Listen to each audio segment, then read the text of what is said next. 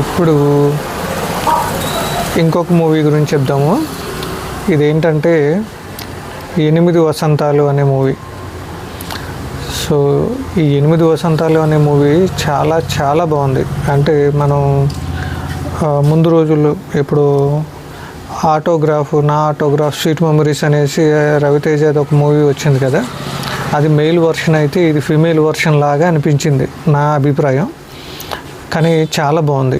ఎందుకంటే మన లైఫ్లో మనకి ఎదురయ్యే పరిస్థితులు, మనకి ఎదురయ్యే మనుషులు, వాళ్ళని నెగిటివ్గా మన వరకు వచ్చిన పాజిటివ్గా ఎలా కన్వర్ట్ చేసుకుంటున్నాము, లేదా పాజిటివ్గా వచ్చిన వాళ్ళని కూడా మనం ఎలా నెగ్లెక్ట్ చేస్తున్నాము అనే పరిస్థితుల్ని ఈ 8 వసంతాలు మూవీలో చూపించారనమాట. 8 వసంతాలు అని అంటే 8 సంవత్సరాలు. సో 8 సంవత్సరాలు ఆ హీరోయిన్ని ఒక అతను ఫాలో అవుతాడు. ఆ ఫాలో అయ్యే విధానంలోని హీరోయిన్కి ఎవరెవరు ఎదురవుతారు, ప్లస్ ఈ అమ్మాయి martial arts, plus confidence levels, so ఇవన్నీ చూపించారనమాట.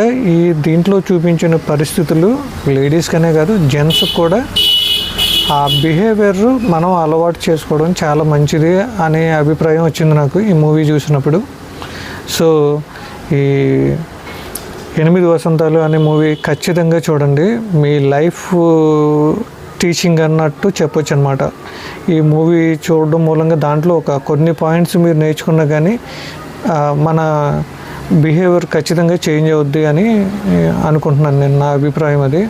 కానీ మూవీ మాత్రం సూపర్ ఉంది, చాలా బాగుంది మూవీ. ఖచ్చితంగా చూడండి. Okay, good night.